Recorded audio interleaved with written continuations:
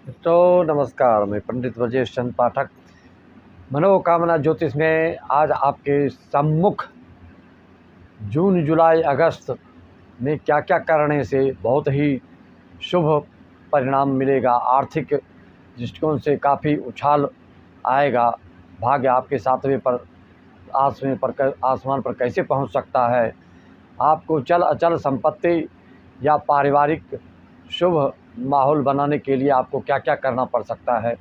मित्रों, किसकी कुंडली में शुभ फल नहीं मिल रहा है, किस सिंह राशि वालों को किसको शुभ फल मिल रहा है, उसके बारे में भी मैं बताऊंगा। आप लोग बोलते हैं कि आपने सिंह के बारे में ऐसा बताया, वृषभ के बारे में ऐसा बताया, लेकिन नहीं मिलने का कारण भी बताता हूं मैं हर वीडियो में। उस पर आप ध्यान नहीं दे पाते हैं, या तो पूरा एक तरफ से सुन नहीं पाते होंगे, स्किप कर कर सुनते होंगे आप, क्योंकि अधूरा वीडियो तो उस तरह से मैं बनाता नहीं हूँ जिस तरह से आप कंप्लेन करते हैं कभी कभी।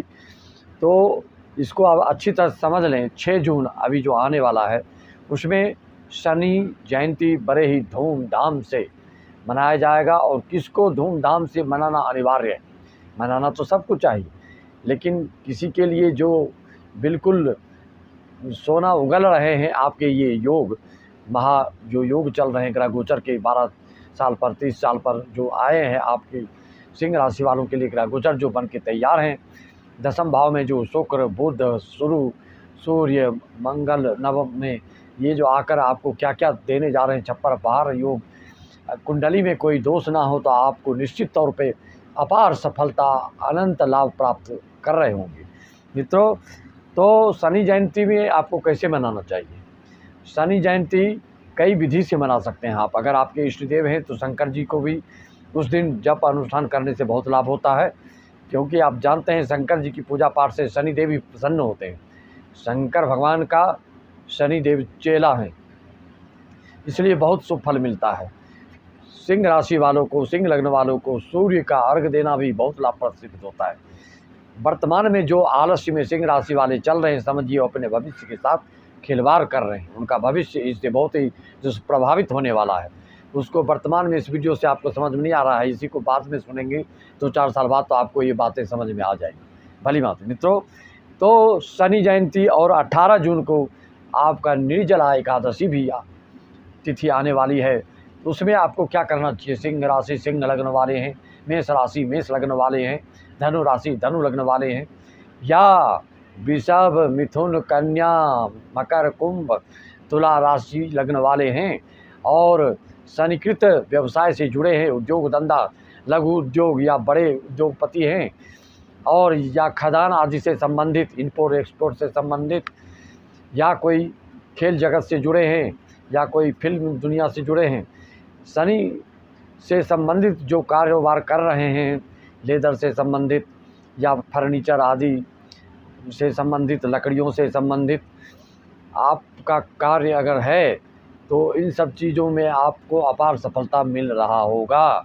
किसी की पदोन्नति हो गई होगी तो अपार सफलता मिल रही है। कोई उद्योग धंधा में कोई ऐसी युक्ति बुद्धि लगाने से आपको अपार सफलता मिल रही है। किसको नहीं मिल रही, किसको मिल रहा है, वह भी हम आपको आगे बताने जा रहे हैं। उससे पहले आप इस तरह की बात और समझ लें। मित्रों, आगे बढ़ने से पहले सभी दर्शकों को बहुत बहुत नमन, वंदन, अभिनंदन कि आप इस तरह से हमारे वीडियो को शेयर, लाइक, सब्सक्राइब करते हैं। जो पहली बार आए हैं हमारे चैनल पर सब्सक्राइब अवश्य कर लें, आपको अच्छी जानकारी बराबर मिलती रहेगी और नोटिफिकेशन आपको मिलता रहेगा। कुंभ लग्न सिंह राशि वालों को अधिक फायदा होगा। 12 जून के बाद स्त्री वर्ग से विशेष लाभ होना आपके लिए निश्चित है।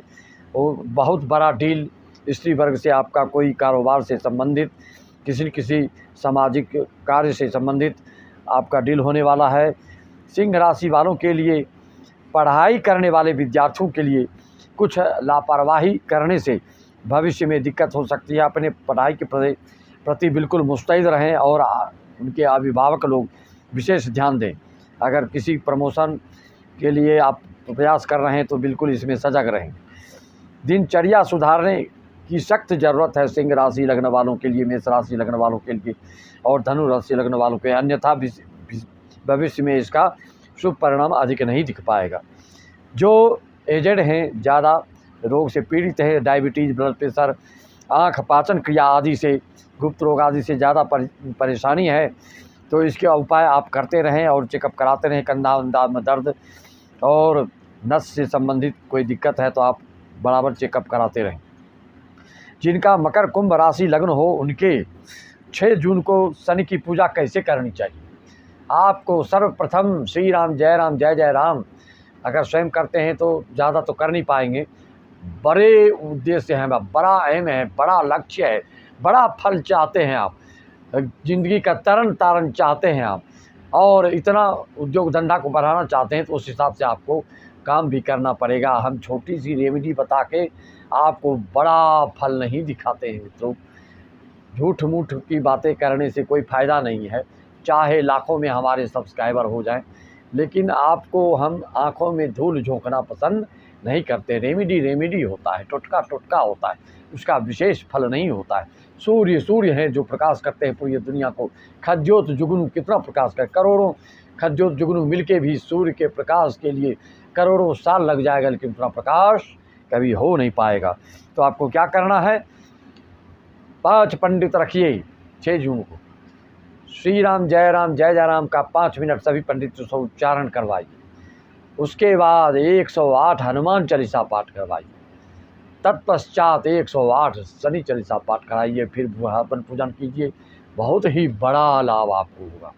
आपको इस तरह की व्यवस्था नहीं जम रही है, आप ऑनलाइन हमसे संपर्क साध करके इस पूजन पाठ जप तप अनुष्ठान यज्ञ आदि को संपूर्ण करा सकते हैं। हमारी मनोकामना ज्योतिष चैनल के द्वारा जो सारे कार्यक्रम पूजन हवन भागवत आदि को कराया जाता है, बिल्कुल चरित्रवान और निर्व्यसनी, कोई भी व्यसन नहीं रहने वाले ऐसे पंडितों के माध्यम से आपका हर एक कार्यक्रम अनुष्ठान पूजा को कराया जाता है। जो हमारे यजमान लोग हैं वो जानते हैं, इसका फ़ायदा भी वो उठा रहे हैं। जिनको उठाना है, जिनको इस तरह के पंडित आदि नहीं मिलते हैं, अभाव है, आपके पंडित जी मान लीजिए राजश्री तंबाकू गुटखा आदि खा रहे हैं, तो ऐसे में जप तप पूजन पाठ कथा प्रवचन आदि कोई लाभ नहीं करेगा। आप शक्त होंगे यजमान तो पंडित जी भी बिल्कुल सुधर जाएंगे। पंडित जी सुधरेंगे तो आप भी सुधरेंगे। पंडित जी स्वयं बिगड़ेंगे, इंजन ही बिगड़ेगा तो पूरी इंजन की जो बॉगियाँ हैं, बॉडी हैं, वो सब बिगड़ के रह जाएगा। इसलिए हमारी बातों से किसी को ठेस पहुँचे तो उसके लिए मैं क्षमा चाहता हूँ, लेकिन क्षमा हमको मांगना नहीं चाहिए, क्योंकि अपने कर्म को सुधारने के लिए, अपने जगत को सुधारने के लिए मनुष्यों को हर कदम को फूक फूक कर चलना चाहिए। किसी भी बिगड़ी हालत में कोई भी कार्य धार्मिक करते हैं तो वो फलीभूत नहीं होता है। मैं क्षमा उन लोगों से मांगता हूं कि जो ना समझ हैं, अज्ञानी हैं, पढ़ लिख के भी जो मूर्ख होते हैं, ऐसे लोगों से मैं क्षमा मांग रहा हूं, क्योंकि आप हमारी बात की गहराई को, मर्म को, रहस्य को समझ नहीं पा रहे हैं। हमारा जो भी चोट पहुंचाना होता है, उसका निष्कर्ष, उसका परिणाम, उसका उद्देश्य, उसका एम, उसका लाभ प्राप्ति कराना ही होता है। मैं सभी पंडितों ब्राह्मणों से जो कि यजमानों के लिए शुभ चाहते हैं, तो आप अपने आचरण को जितना से ज़्यादा सुदृढ़ करेंगे, पूजा पाठ करेंगे, निर्व्यसनी होंगे। तंबाकू के बारे में, राजसी के बारे में मैं कई वीडियो वायरल कर चुका हूँ, जिससे कि आप ही नहीं, आपके पैसे हज़ारों लाखों साल में खर्च हो जाते हैं, वो तो छोड़िए। उसके बाद जिसका आप पूजन करते हैं लाखों लाख का, उनको भी परिणाम नहीं मिलता है। तो लोग भक्तों में ये प्रचारित होता है कि धर्म कर्म करने से कुछ नहीं होता। भाई, मैंने इसका कई उदाहरण आपको दिया। एक गाली देने से 10 साल मुकदमा चल जाता है, मारपीट हो जाती है, मर्डर हो जाता है। तो भगवान का नाम, राम नाम के 2 अक्षर में ना जाने क्या बल है, नाम उच्चारण से ही मन का धुल जाता संबल है। भगवान के नाम उच्चारण से अगर आपका कोई काम नहीं बनता है, उस पर आस्था नहीं बन रही है, उस पर विश्वास नहीं हो रहा, उस पर श्रद्धा नहीं हो रही है, तो कभी भी आपकी तरक्की उन्नति नहीं हो सकती। अगर उन्नति तरक्की कर भी रहे हैं तो आज नहीं तो कल आपका पतन भी निश्चित है। धर्मो रक्षति रक्षतः, धर्म की रक्षा आप करते रहेंगे, धर्म के पथ पर चलते रहेंगे, तो आपका भाग्य का उदय आज नहीं तो कल होना है। इसको मान के चलिए, अधीर मत होइए, क्योंकि जिस समय पेड़ को फलना होता है उसी समय फलता है। कितना भी आप उसमें जल डालते रहिए, जिस तरह का फल चाहते हैं उस तरह की आपको प्रतीक्षा करनी होगी। बच्चों को पढ़ाई करते हैं तो सालों साल बर्बाद होता है, आपके हिसाब से नहीं, जिसका जो नियम है उतना साल लगेगा ही। बड़ा उद्देश्य है आपका, बड़ा फल चाहते हैं, रोज़गार, कारोबार, बिजनेस और जहाँ जहाँ अप्लाई किए नौकरी के लिए उसमें सफलता प्राप्त करना चाहते हैं तो जो मैं विधि बताया वो कीजिए। और 18 जून को जो निर्जला एकादशी आ रही है उसमें आपको पीला वस्त्र धारण कीजिए, केसर का तिलक कीजिए, पीले वस्त्रों का दान कीजिए, मधु घी आदि दान कीजिए। कोई दान लेने वाला नहीं मिलता है तो आप हमसे संपर्क भी साध सकते हैं, क्योंकि योग्य पंडित, बुजुर्ग पंडित, अनुभवी पंडित, विद्वान पंडित को ही दान देने का उल्लेख वर्णन है शास्त्रों में। सबको सेवा भाव से सत्कार, नमस्कार, व्यवहारिकता दिखाइए। जहाँ पर आपको लाभ लेने की बात है तो धर्म के पथ मार्गदर्शन पर ही चलिए, उनके बताए ही अनुसार अगर आप आगे बढ़ेंगे तो आपको हर कार्य मनोनुकूल सफलता प्राप्त होगी।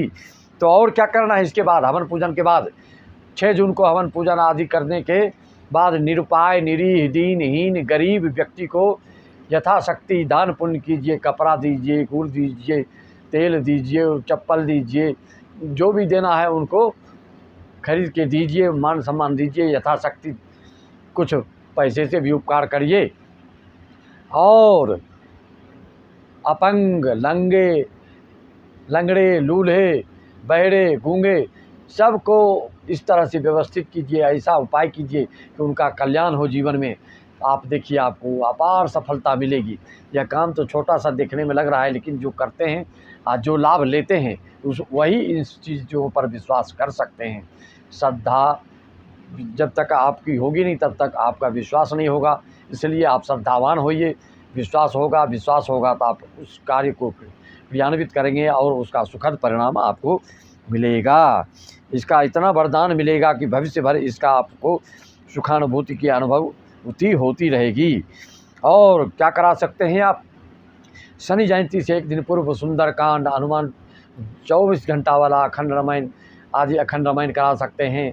संगीतमय कार्यक्रम कराइए। अगर बड़ा लक्ष्य आप चाह रहे हैं तो निश्चित तौर पे बहुत ही ये रामबाण साबित होने वाला आपके साथ। इसके पश्चात एकादशी का भी मैंने वर्णन किया। पीली चीज़ों का दान पुण्य आदि करना है, पीले खीर आदि का वितरण करना है और आपको भी धारण करना है, इस दिन प्रसाद का वितरण करना है। बड़ी मनोकामना के लिए बड़ा प्रयास और बड़ी तैयारी करनी ही होती, चाहे वो बड़ा बिल्डिंग बनाना हो, चाहे आप बड़े पद प्रतिष्ठा पर पहुंचना हो, चाहे जिस क्षेत्र से संबंधित आप हों, बड़ी चीज़ की प्राप्ति के लिए बड़ी योजना आपको बनानी होगी, अन्यथा रेमेडी करते रहिए, छोटे मोटे रत्न पहनते रहिए, उससे विशेष लाभ होने को नहीं है। मंत्र जाप मम दृढ़ विश्वासा, पंचम भजन सुवेद प्रकाशा।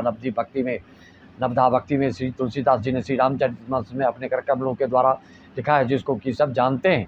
नवधा भक्ति 9 प्रकार की भक्ति बताएगी। 9 में से एक भी भक्ति को आप पकड़ते हैं तो 9 प्रकार की भक्ति अपने आप आपके पास चली जाती है।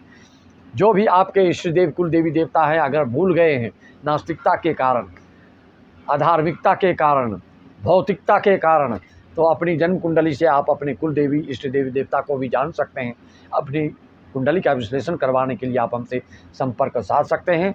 मात्र 351 में जन कल्याण के भाव से इतना कम दक्षिणा रखता हूं कि सब लोग इसका लाभ और फ़ायदा उठा सकें। हज़ारों खर्च करने की ज़रूरत नहीं है। हस्तलिखित संपूर्ण जीवन की जानकारी आपको 1501 में मिलता है। कुरियर के द्वारा आपके पते तक पहुंचा दिया जाता है। मित्रों, सभी को राम राम, जय श्री राम, जय श्री राधे कृष्णा। ओम नमः शिवाय, सत श्री अकाल।